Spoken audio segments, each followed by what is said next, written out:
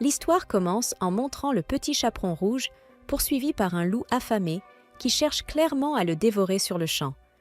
Bien qu'il ne soit qu'un enfant et qu'il soit nettement désavantagé sur le plan de la force physique, il décide malgré tout de riposter et d'affronter la créature pour se défendre. Le principal problème est que le loup possède une force écrasante, ce qui donne l'impression que ce n'est qu'une question de temps avant que la vie du garçon ne s'achève, du moins en apparence. En réalité, les choses ne sont pas si simples. Il suffit d'observer attentivement ce qui se passe ensuite. Contre toute attente, le garçon parvient à vaincre le loup gigantesque. Par la suite, on comprend que sa vie est loin d'être facile ou confortable. Pour donner une idée de sa situation, il vit à la périphérie de la ville, ne possède aucun foyer, n'a aucun souvenir de ses parents et survit en endurant la faim jour après jour. Son quotidien est extrêmement rude, mais malgré cela, il a toujours porté en lui le désir d'avancer et d'atteindre de meilleures conditions de vie. Avec le temps, ce souhait finit par se réaliser. Le garçon cesse de ressentir constamment la faim, laisse derrière lui son existence misérable et commence à mener une vie que l'on peut qualifier de relativement paisible. Son nom est Hajim, le protagoniste de cette histoire, et il semble bien s'entendre avec presque tout le monde dans cette charmante cité. Il prend même le temps de demander à une vieille femme agenouillée devant lui comment elle se porte, et celle-ci lui répond qu'elle va beaucoup mieux grâce aux herbes médicinales qu'il lui a données. Il n'y a aucune exagération dans ses paroles. Il suffit de voir avec quelle légèreté et quelle grâce le protagoniste se déplace. Il lui demande d'être plus prudente, mais la femme souhaite surtout le remercier pour tout ce qu'il a accompli depuis son arrivée dans cette ville que beaucoup considèrent comme insignifiante. Malgré cela, il a énormément aidé ses habitants. La raison est simple. Bien qu'il y ait du travail pour les aventuriers, beaucoup d'entre eux sont imprudents, grossiers et surtout violents. À l'inverse, Hajim est poli et attentionné, ce qui pousse la vieille femme à le prévenir qu'il sera bientôt présenté à de très belles jeunes filles.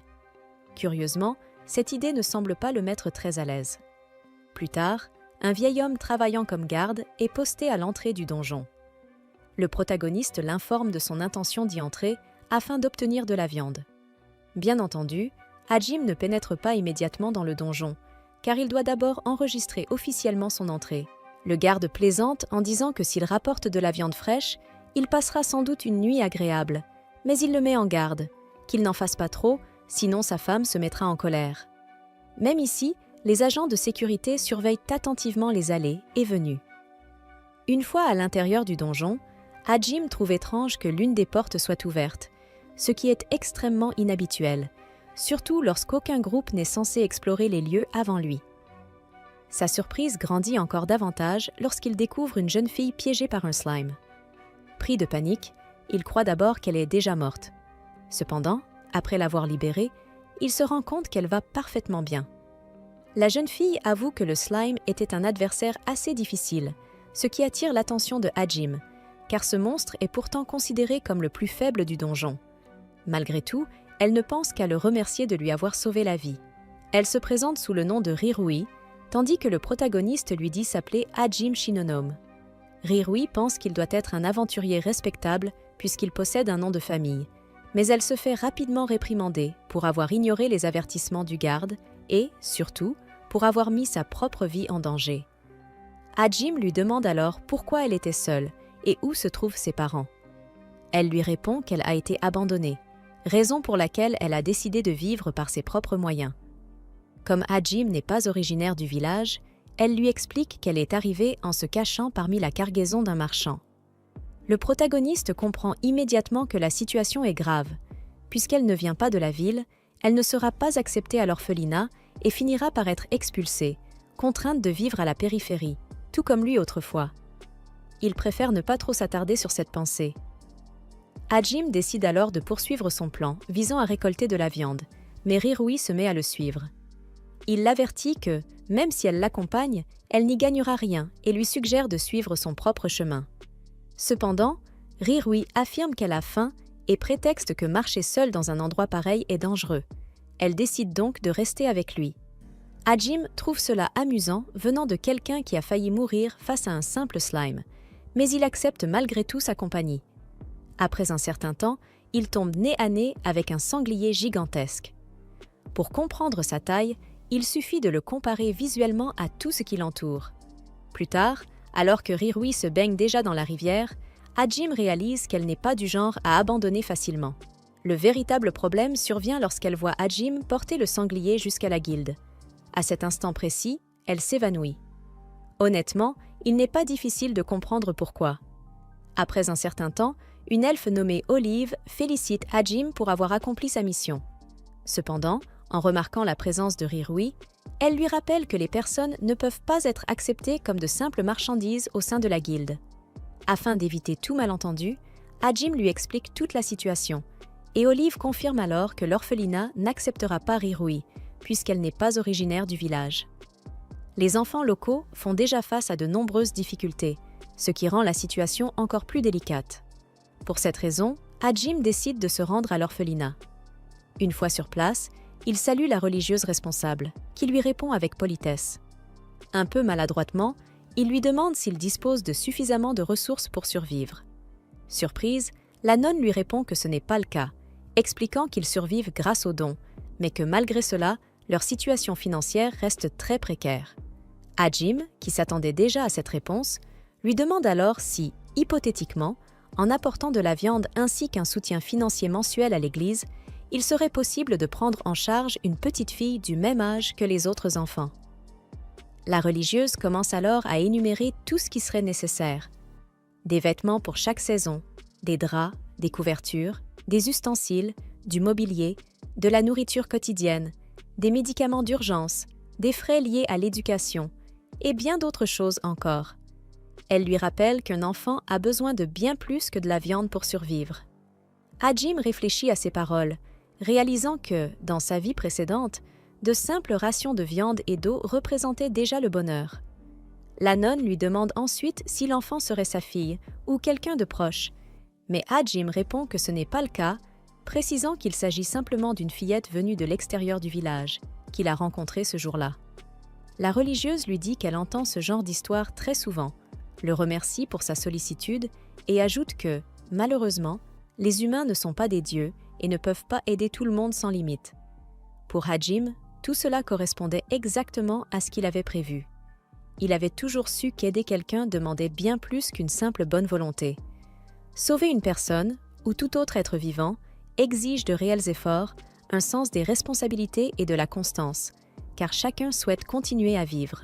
Il parle d'expérience personnelle, sachant qu'il n'est pas toujours possible de tendre la main à n'importe qui par de simples paroles ou de simples gestes.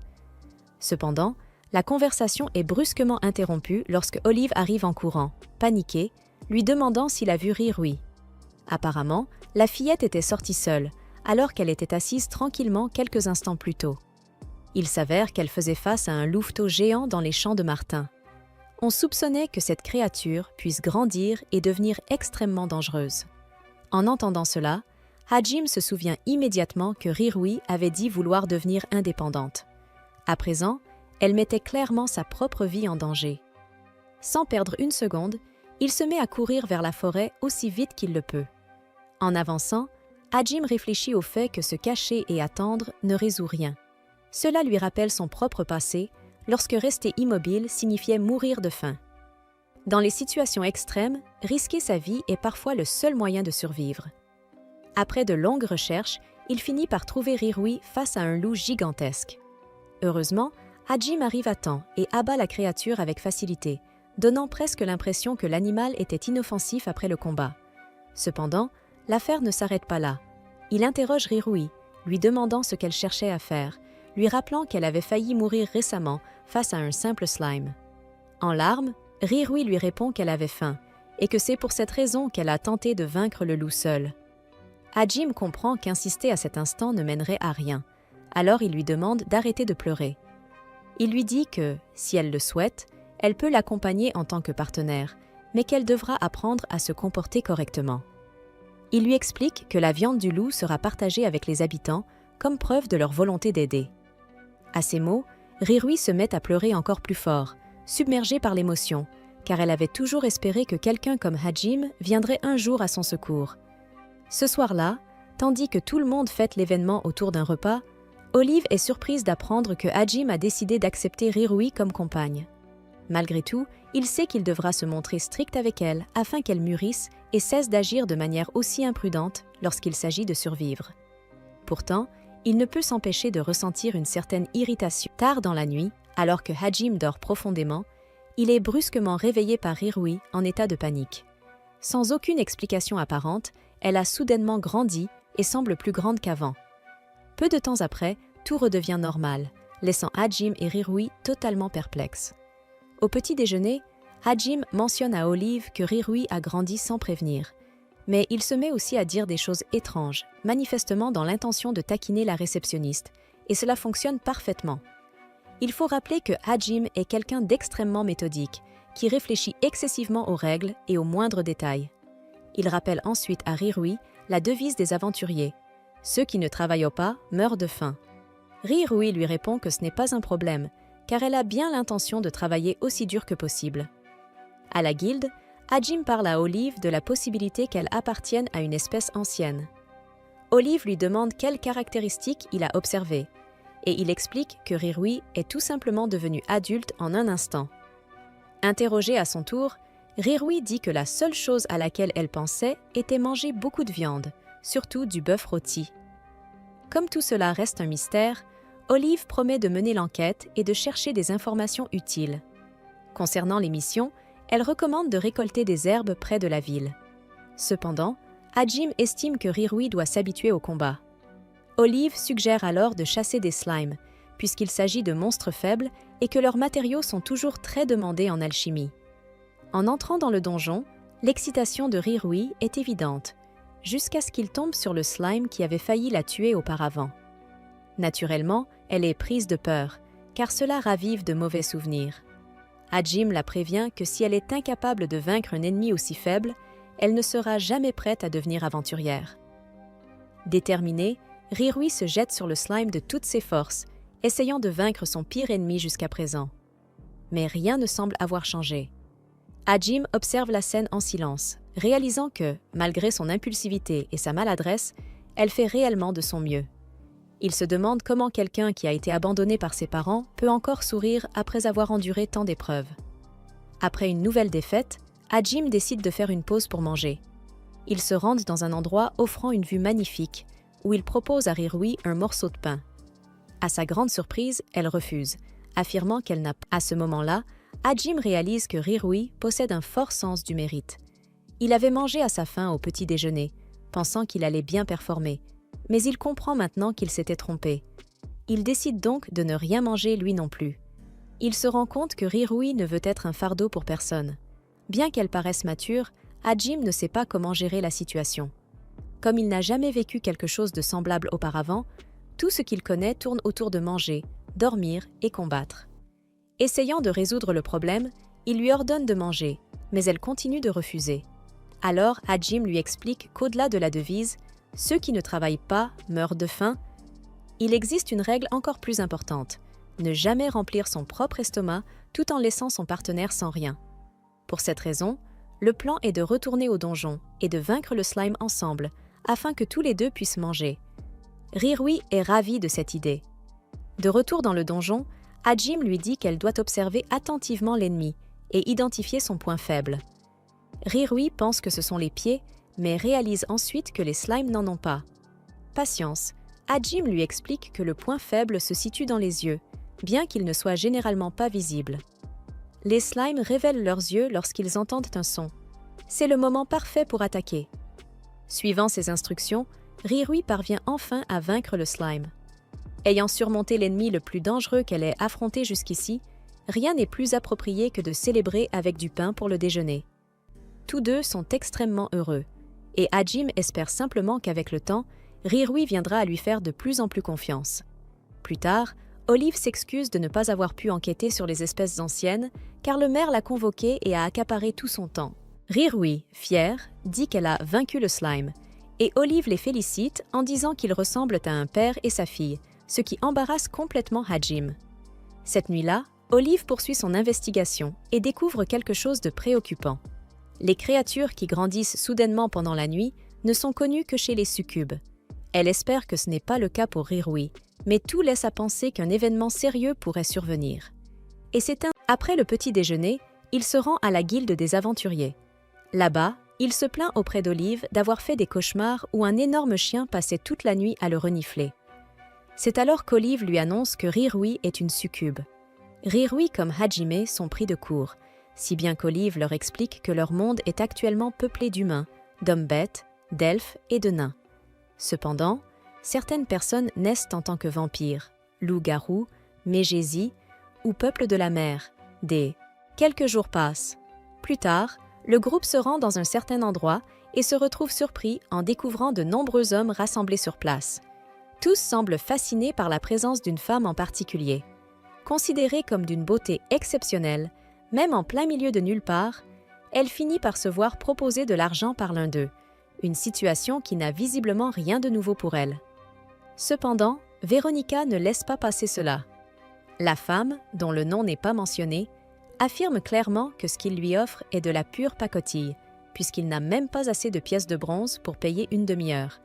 Elle ajoute qu'une demi-heure pourrait éventuellement suffire, à condition qu'il sache en faire bon usage, mais précise qu'elle préférerait employer son temps d'une toute autre manière. Furieux d'avoir été humilié, l'homme la traite d'arrogante et affirme qu'elle finira par obtenir ce qu'elle mérite.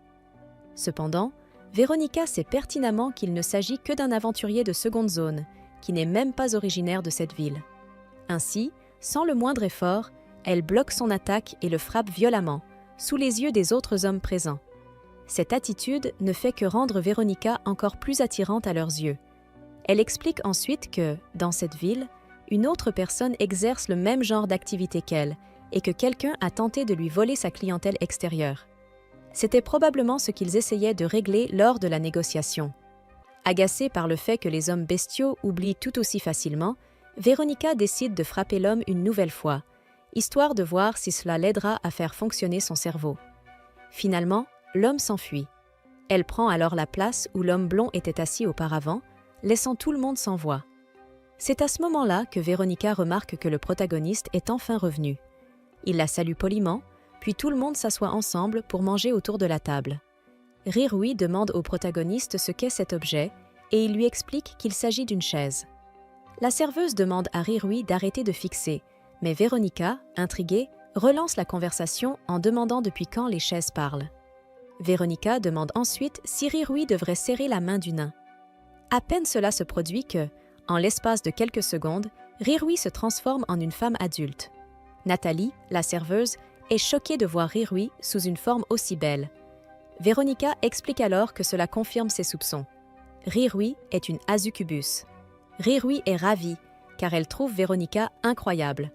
En plus d'être forte, elle lui demande si son avenir peut être aussi prometteur que son présent. La femme aux cheveux violets acquiesce et dit qu'elle pourrait bien s'entraîner. La petite demande alors la raison de cet entraînement, et Véronica lui répond qu'elle aime voir les hommes endurer des épreuves, ce qui sonne de façon totalement inattendue. Hajime pense qu'il devrait payer Véronica pour l'avoir aidé à confirmer si Rirui était une succube juvénile, mais elle lui répond que ce n'est pas nécessaire. Le protagoniste insiste pour qu'elle fixe un prix, mais Véronica s'écrie qu'elle n'a besoin de rien. Hajime remarque qu'elle semble vraiment avoir une personnalité compliquée. Malgré tout, le protagoniste insiste, préférant payer immédiatement, car il n'aime pas être redevable envers quelqu'un. Véronica continue d'affirmer que ce n'est pas nécessaire, mais il ne veut pas la laisser repartir les mains vides. Au minimum, il décide donc de l'inviter à manger. Il demande à Nathalie d'apporter 2 grandes chopes de bière. Rirui demande ce que c'est, et Hajime lui répond qu'elle comprendra quand elle sera plus grande. La nana, de son côté, montre de la curiosité à l'idée d'y goûter. Quoi qu'il en soit, Hajime dit à Rirui de simplement manger toute la viande. Véronica ne s'attendait pas à assister à une scène aussi inhabituelle. Le lendemain matin, alors que les deux dorment encore, Rirui entend quelqu'un frapper à la porte et va ouvrir. C'est Véronica, qui lui souhaite le bonjour tout en l'observant avec intérêt. Comme elle apprécie le fait que Rirui soit de la même espèce qu'elle, le protagoniste se réveille peu après et demande ce que toutes les deux sont en train de faire. Véronica demande alors à Hajime s'il accepterait de lui confier Rirui. L'atmosphère devient pesante. Un silence inconfortable s'installe, que le protagoniste ne comprend pas vraiment. Véronica explique que beaucoup des filles qui travaillaient avec elle ont déjà pris leur retraite et qu'elle est désormais à la recherche de nouvelles recrues. Elle considère Rirui comme un diamant brut parfait. Hajime ne comprend toujours pas complètement ce qu'elle veut dire. Veronica commence alors à expliquer, d'un ton presque défensif, que Rirui est elle aussi une Azucubus, un véritable diamant à l'état brut qui doit être poli afin d'utiliser sa beauté pour accomplir de grandes choses. Le protagoniste tente de nier, mais Veronica l'interrompt en disant qu'ils semblent très bien s'entendre. Hajime répond qu'en réalité, ils ne s'entendent pas si bien que ça. Ces paroles laissent Rirui visiblement bouleversé. Veronica réalise que son plan fonctionne encore mieux que prévu et remarque que, de l'extérieur, on aurait dit qu'ils s'aimaient beaucoup. Hajime, essayant de se justifier, affirme que ce n'était absolument pas le cas, même pas pour plaisanter. Cependant, ces paroles semblent heurter directement les sentiments de Rirui.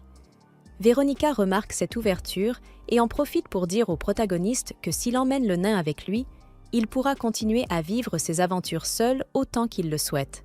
Elle le provoque même en lui demandant s'il ne finira pas par pleurer après avoir perdu Rirui. Le protagoniste, étant complètement naïf, réagit de manière exagérée, criant que non, il ne pleurera pas du tout. Au contraire, il dit que Rirui serait encore plus efficace loin de lui. À ce moment précis, Hajime réalise l'ampleur de la bêtise qu'il vient de dire. À cause de cela, la pauvre fille commence lentement à prendre ses distances, clairement découragée. Veronica est surprise par le niveau de naïveté du protagoniste, mais commente que cela arrive parfois. Elle décide alors d'emmener Rirui. Honnêtement, il est impressionnant de voir à quel point tout cela a été manipulé par Veronica. Hajime reste bloqué sur le mot « idiot », essayant de comprendre ce qui vient de se passer, sans parvenir à le saisir pleinement. Le lendemain, tout le monde se rassemble pour se diriger vers le donjon et collecter des pierres lumineuses. Hajime demande à Rirui de faire attention à ne pas se perdre, mais elle semble complètement vide après avoir vu ses sentiments brisés, et ce n'est certainement pas de sa faute. Hajime, quant à lui, agit de manière insensible. Il demande ce qui ne va pas et quelle serait la meilleure solution. Rirui répond qu'elle se sent mal car elle pense qu'elle est inutile. Le protagoniste répond immédiatement que ce n'est pas vrai. Veronica profite de l'occasion pour semer encore plus la confusion, en disant que Hajime lui a seulement dit de rester calme parce qu'elle n'est pas inutile. Le petit homme fait remarquer au protagoniste que la fille aux cheveux violets ne fait que provoquer Rirui, et que c'est pour cela qu'elle ressent tant d'envie et veut lui soutirer des secrets. Il demande également qui est Hajime. Après tout, comme il n'a jamais été officiellement présenté, déjà à l'intérieur du donjon, Veronica discute avec Rirui, lui racontant comment elle a ouvert sa boutique et parlant de sa vie. Hajime commence à se demander si tout cela est vraiment vrai. Veronica semble déterminée à emmener le nain avec elle, même si elle sait que Rirui est libre de choisir sa propre voie. À ce moment-là, ils avertissent le groupe de faire attention à un piège juste devant eux. Même si Rirui aurait pu être sauvé, Veronica la retient et l'entraîne avec elle, sans que personne ne sache exactement où ils sont allés. Jim essaie d'activer à nouveau le piège, mais cela ne fonctionne pas. La femme blonde demande s'il y a encore des monstres dans le donjon, et Hajime répond qu'il y a 12 étages et qu'il ne se souvient pas qu'ils aient éliminé les monstres des niveaux inférieurs. Ce qui l'inquiète le plus, c'est que si ce piège a échoué, Veronica pourrait se retrouver encerclée par tous les monstres restants, ce qui serait extrêmement dangereux. L'homme blond suggère de les chercher aux étages supérieurs, même si c'est risqué, ce avec quoi le protagoniste est d'accord. S'ils se trouvent au premier niveau, ils n'auront aucune difficulté à survivre. Malgré tout, Hajime s'excuse de ne pas avoir réagi à temps, disant que cela le dérangeait. L'assistante demande comment elle doit l'appeler maintenant qu'ils travaillent ensemble, et il répond qu'elle peut l'appeler Pig. Il semble aimer ce surnom, ce qui ne surprend plus personne. Il n'est pas non plus surprenant qu'il aime servir de chaise à Veronica. Pendant ce temps, Rirui demande à Veronica de rester derrière elle, car elle a été entraînée dans tout cela, même si elle essaie de paraître courageuse. La naine est taquinée par Veronica, qui remarque clairement à quel point elle est terrifiée par l'environnement. Rirui s'excuse, disant qu'elle est confuse, mais assure qu'elle la protégera. La fille aux cheveux violets lui demande si elle ne ressent pas de peur, et Rirui répond que non, car un aventurier ne peut pas laisser la peur le dominer. De plus, la peur paralyse le corps et l'esprit, ce qui n'est pas pratique du tout. Veronica se demande si c'est Hajime qui lui a enseigné tout cela. Si c'est le cas, c'est peut-être un bon tuteur. Rirui poursuit en disant que les aventuriers doivent réprimer leur peur et prendre des décisions calmement. Cependant, lorsqu'elle se retrouve face à un monstre, elle finit par être complètement paralysée. Malgré tout, le plan semble avoir fonctionné pour Veronica. D'une seule attaque brutale, elle envoie la créature directement en enfer. Rirui dit que Veronica est incroyable, et elle demande ensuite à Rirui si elle n'a pas eu peur lorsqu'elle s'est figée devant le monstre. La naine, essayant de ne pas paraître faible, répond que non et affirme qu'elle va le prouver, avançant péniblement. Cependant, quelques secondes plus tard, elle revient en courant, terrifiée par ce qu'elle a découvert. Veronica lui rappelle qu'elle ne doit pas crier, car cela ne ferait qu'attirer davantage d'ennemis. Rirui ne peut pas éviter la peur, mais Veronica insiste sur le fait que si elle veut devenir aventurière, elle doit l'affronter. Ces mots aident la naine à retrouver un peu de confiance, et elle commence à se stabiliser. La fille aux cheveux violets demande où se trouve la sortie, et Rirui lui demande de la suivre. Veronica lui demande comment elle peut en être si sûre, et Rirui explique que son instinct d'aventurière est capable de la guider. Elle assure que la sortie se trouve là où elle l'imagine. À leur grande surprise, elles se retrouvent à un étage où il n'y a qu'un coffre vide. Rirui a envie de pleurer de frustration, car en plus d'avoir pris le mauvais chemin, tout semble avoir été vain. Malgré tout, elle sait que pleurer ne résoudra rien à ce moment-là. Elle demande donc à Veronica de se cacher dans le coffre pour distraire l'ennemi. Cependant, Veronica remarque à quel point le corps de Rirui tremble et l'en empêche. Elle dit qu'il vaut mieux qu'elles se cachent toutes les deux ensemble, car essayer de distraire un ennemi comme ça ne mènerait qu'à la mort. Elle demande à Rirui de la suivre jusqu'au coffre, mais l'épée de la naine tombe par terre, et elle essaie de revenir en arrière pour la ramasser. Veronica l'en empêche, lui disant qu'elles n'ont pas le temps pour cela. Déjà cachée, la jeune fille aux cheveux violets observe que le monstre ne semble pas très intelligent. Rirui répond qu'elle est encore jeune et qu'elle ne sait pas encore ce qu'elle sait faire ou ne sait pas faire. Veronica fait remarquer qu'étant de la même espèce, elle a pu gagner de l'argent facilement et que Rirui pourrait peut-être faire de même si elle suivait cette voie. Elle lui rappelle que la beauté est un talent puissant que tout le monde ne possède pas. Rirui commence à réfléchir à cela et se souvient des paroles du protagoniste, pensant qu'il existe peut-être un moyen plus efficace d'avancer sans lui. Peu à peu, elle commence à croire qu'il la considère comme un fardeau, car elle n'a aucun talent pour l'aventure. À ce moment-là, Hajime et le Cyclope arrivent sur les lieux. Sans hésiter, il attaque la créature.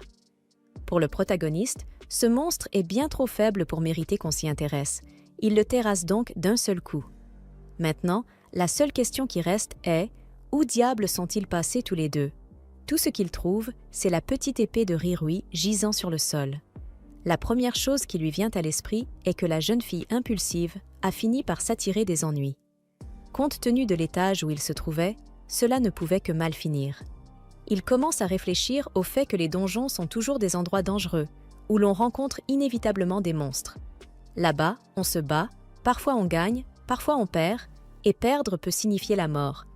Rien que d'imaginer cela le bouleverse profondément. Il pense que la même chose a pu arriver à Rirui. En même temps, il comprend que c'est le risque pris par ceux qui choisissent de vivre comme des aventuriers.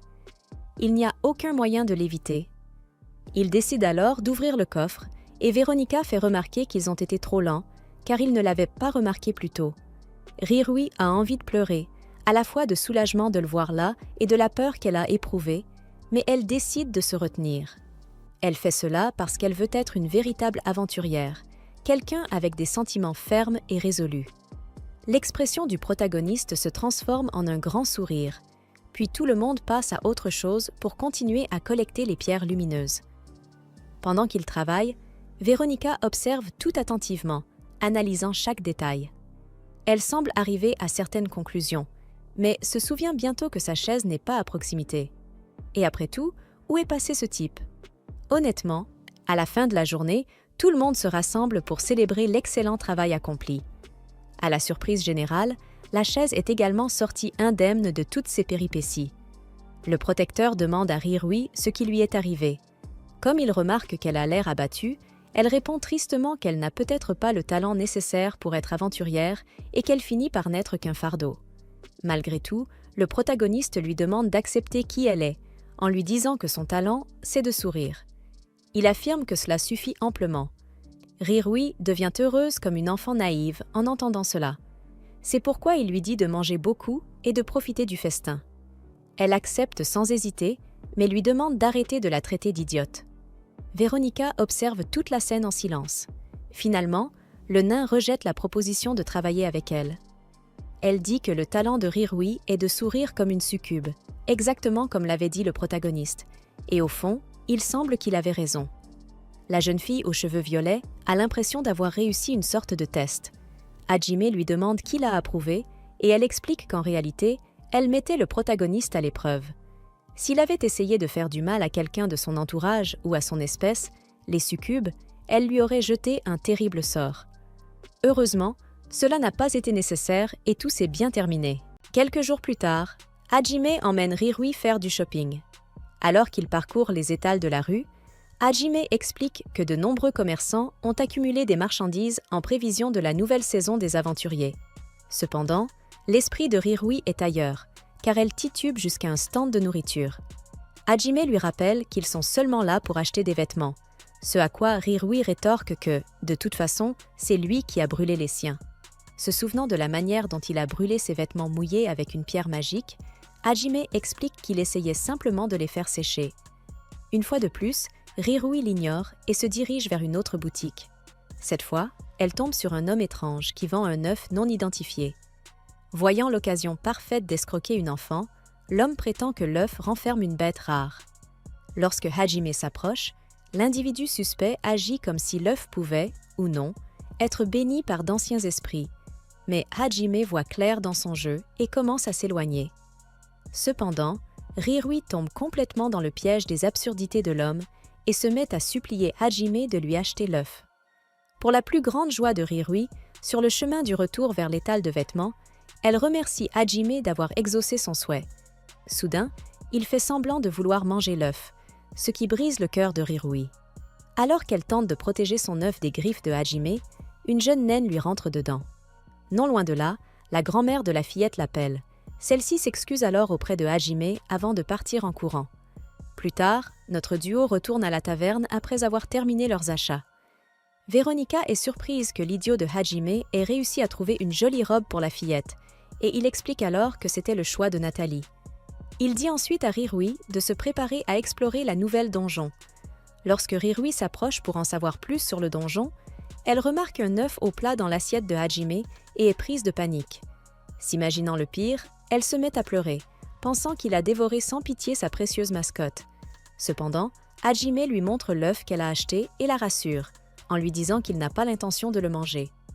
Rirui se calme et reporte son attention sur le donjon récemment découvert, mais Hajime lui fait rapidement remarquer qu'ils devraient d'abord enfiler leur tenue d'aventurier appropriée avant de continuer.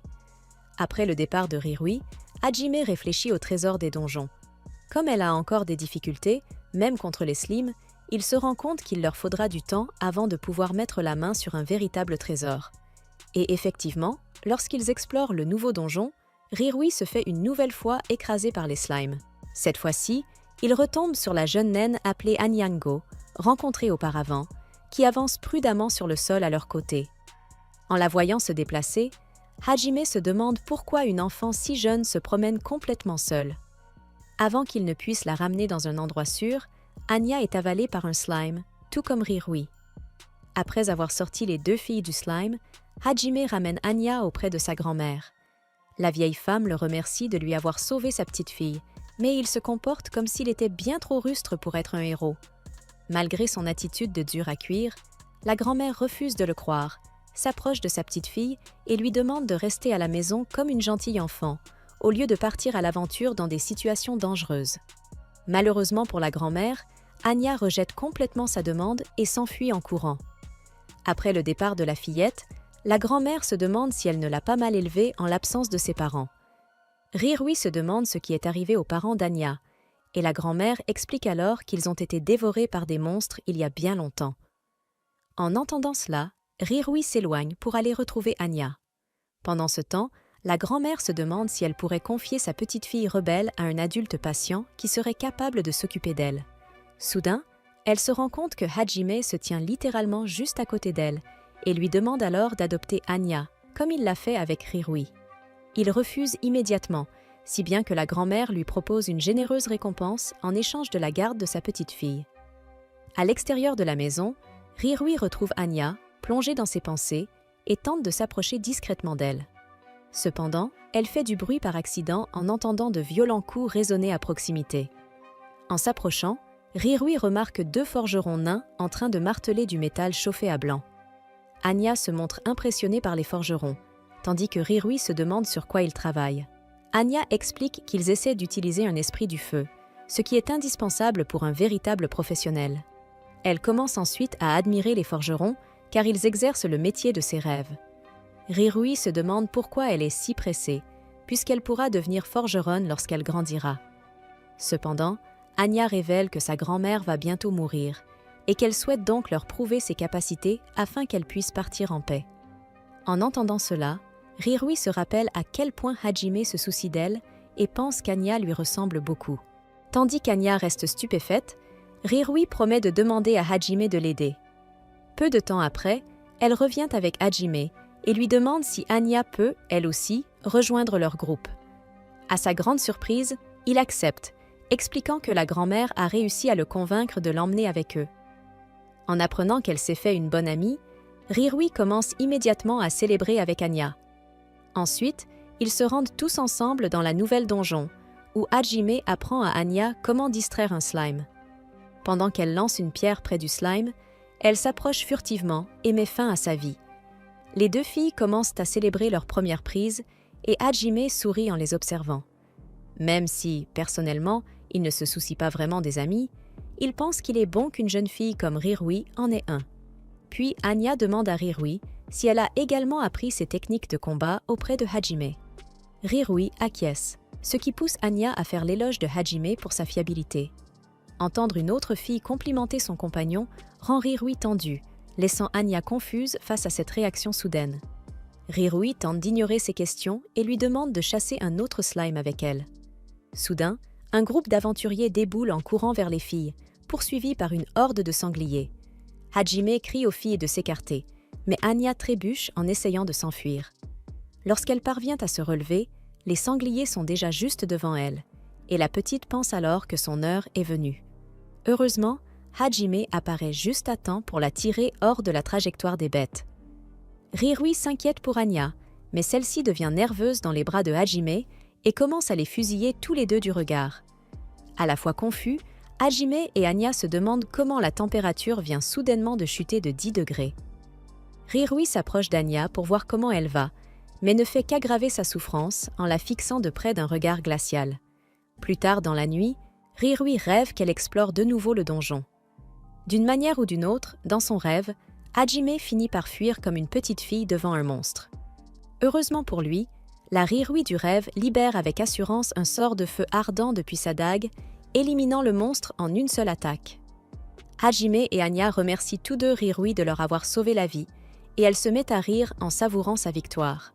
Malheureusement, cette fantaisie ne dure pas longtemps, car Rirui se réveille rapidement. Cependant, elle gagne en confiance et se lève avec un sourire malicieux. Alors que Hajime boit son café matinal, Rirui lui annonce fièrement qu'elle vient de le sauver grâce à son incroyable magie. Il lui rappelle que ce n'était qu'un rêve, mais Rirui estime que cela signifie qu'elle possède un potentiel caché au fond d'elle-même. Même si Hajime tente de la mettre en garde, elle l'ignore et lui demande comment elle peut apprendre la magie. Rirui pense qu'elle pourrait être plus utile à Hajime si elle maîtrisait la magie, mais il lui fait remarquer qu'elle ne deviendra pas douée de sitôt. Malgré cela, elle continue de le harceler pour qu'il lui enseigne, si bien que Nathalie suggère de commencer par découvrir le talent magique de Rirui. Une fois que Rirui se calme un peu de sa frénésie magique, elle commence à manger tandis que Hajime se demande si lui apprendre la magie pourrait réellement l'aider. Après le déjeuner, il emmène Rirui visiter l'église. En chemin, Rirui demande à Hajime ce qu'est exactement un esprit. Notre proto lui rappelle comment il a brûlé ses vêtements, en lui expliquant qu'il a utilisé le pouvoir d'un esprit du feu à travers une pierre magique pour y parvenir. Il révèle ensuite que les esprits peuvent appartenir à 4 éléments, le feu, l'eau, la terre et le vent. Hajime explique que les esprits sont des créatures naturelles invisibles pour les humains, mais qu'ils leur permettent d'utiliser leur pouvoir par le biais de la magie. Surprise, Rirui s'enthousiasme et espère pouvoir obtenir un esprit du feu pour faire tout exploser. Ils arrivent bientôt à l'église, où Hajime demande à la prêtresse d'enseigner à Rirui comment canaliser le pouvoir d'un esprit. La prêtresse félicite Hajime pour sa prévoyance, puis commence à les guider vers un autre endroit. Curieuse de ce que fait la prêtresse, Rirui pose une question, et celle-ci lui explique qu'elle sert l'église du soleil. La prêtresse se demande si Rirui souhaite en apprendre davantage sur sa religion, mais Hajime lui fait discrètement signe de l'ignorer. Rirui décline prudemment l'offre de la prêtresse, qui se sent offensée par le fait que Hajime continue de négliger sa foi.